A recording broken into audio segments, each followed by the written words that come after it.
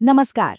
चलिए आज बात करते हैं खेल की दुनिया के एक ऐसे सितारे की जिसकी कहानी सिर्फ जीत हार की नहीं है, बल्कि ये कहानी है जज्बे की, उसूलों की। एक ऐसे इंसान की जिसने खेल की परिभाषा ही बदल दी। जी हाँ, हम बात कर रहे हैं हॉकी के जादूगर मेजर ध्यानचंद की। उनकी कहानी को समझने के लिए सीधे चलते हैं साल 1933 में एक मैच के दौरान हुए एक ऐसे किस्से पर जो इस महान खिलाड़ी के किरदार की पूरी कहानी बयां कर देता है। ये कहानी एक ऐसे बदले की है जो ताकत से नहीं बल्कि हुनर से लिया गया। सोचिए, मैदान पर माहौल एकदम गरमाया हुआ है। मेजर ध्यानचंद गेंद को ऐसे लेकर दौड़ रहे हैं मानो गेंद उनकी हॉकी स्टिक से बंधी हो। विरोधी टीम सैपर्स एंड माइनर्स के खिलाड़ी उन्हें रोकने की हर मुमकिन कोशिश कर रहे हैं, पर गेंद है कि किसी के हाथ ही नहीं आ रही। और फिर हताशा में एक खिलाड़ी ने खेल भावना को पूरी तरह से भुला दिया। उसने अपनी हॉकी स्टिक उठाई और सीधे ध्यानचंद के सिर पर दे मारी। पल भर के लिए मैदान पर सन्नाटा छा गया। उन्हें फौरन इलाज के लिए मैदान से बाहर ले जाना पड़ा। कुछ देर बाद सर पर पट्टी बांधे ध्यानचंद मैदान पर वापस लौटे। वो सीधे उस खिलाड़ी के पास गए, उसकी पीठ थपथपाई और बिल्कुल शांत आवाज में बोले, चिंता मत करो, इसका बदला मैं जरूर लूंगा। सोचिए उस खिलाड़ी पर क्या बीती होगी। हवा में जैसे एक अजीब सा तनाव भर गया। अब हर कोई यही सोच रहा था कि यह बदला कैसा होगा। क्या ध्यानचंद भी पलटकर वार करेंगे? वो खिलाड़ी तो शायद डर से कांप रहा था। अब उसका ध्यान खेल से ज्यादा इस बात पर था कि ध्यानचंद अगला कदम क्या उठाएंगे। और फिर दुनिया ने जो देखा वो इतिहास बन गया।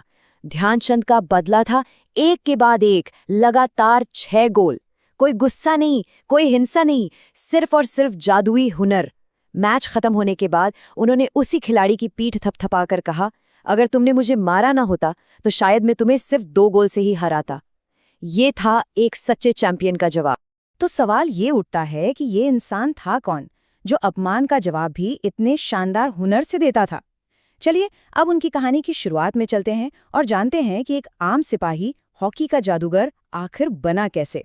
उनका जन्म 1905 में प्रयाग में हुआ और आपको जानकर हैरानी होगी कि जब वो 16 साल की उम्र में सेना में भर्ती हुए तो हॉकी में उनकी कोई दिलचस्पी ही नहीं थी।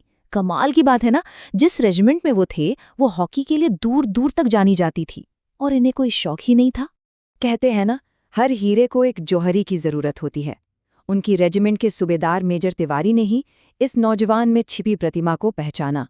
उन्होंने ही ध्यानचंद को हॉकी स्टिक पकड़ने के लिए मनाया और बस फिर छावनी के मैदानों में जब भी सैनिकों को फुर्सत मिलती, एक लेजेंड को तराशने का काम शुरू हो गया। उनके तरक्की की कहानी तो किसी चमत्कार से कम नहीं थी। जरा सोचकर देखिए, 1936 का बर्लिन ओलंपिक, उन्हें पूरी भारतीय टीम का कप्तान चुना गया और उस वक्त सेना में उनका पद क्या था? सिर्फ एक लैंस नायक, मतलब एक बहुत ही निचला पद।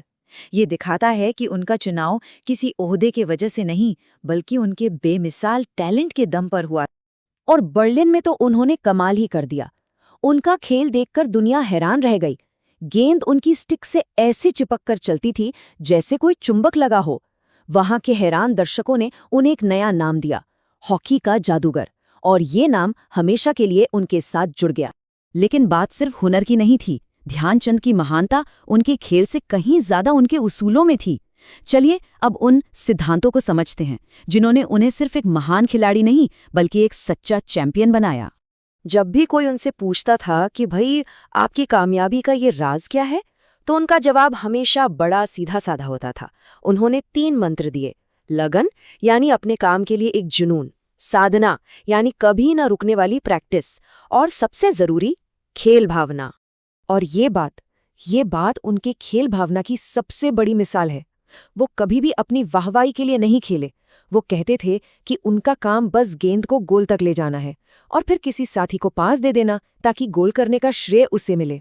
ये एक सच्चे टीम प्लेयर की पहचान थी। टीम के लिए उनका ये समर्पण दरअसल देश के लिए था। वो जानते थे कि जब वो मैदान पर उतरते हैं तो वो सिर्फ ध्यानचंद नहीं होते, वो पूरा भारत होते हैं।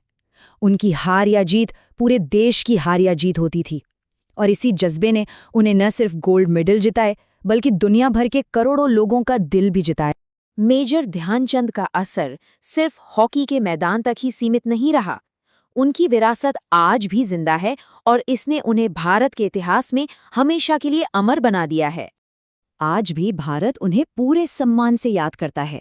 उनका जन्मदिन राष्ट्रीय खेल दिवस के तौर पर मनाया जाता है, ताकि आने वाली पीढ़ियां उनके जीवन से सीख सकें। और इतना ही नहीं, भारत में खेलों का जो सबसे बड़ा पुरस्कार है, वो भी उन्हीं के नाम पर है, मेजर ध्यानचंद खेल रत्न पुरस्कार। उन्होंने अपनी आत्मकथा का नाम गोल रखा। बिल्कुल सही नाम था, है ना? लेकिन उनकी कहानी सिर्फ गोल करने के बारे में नहीं है। ये हमें एक ज़्यादा गहरे सवाल पर सोचने के लिए मजबूर करती है। तो खेल में या जिंदगी में असली गोल यानी असली लक्ष्य क्या है? शायद ध्यानचंद की विरासत हमें यही सिखाती है कि सबसे बड़ा लक्ष्य स्कोर करना नहीं है, बल्कि चरित्र, शालीनता और सच्ची खेल भावना के साथ जीना है। और शायद यही वो जीत है जिसे हम सबको हासिल करने की कोशिश करनी चाहिए।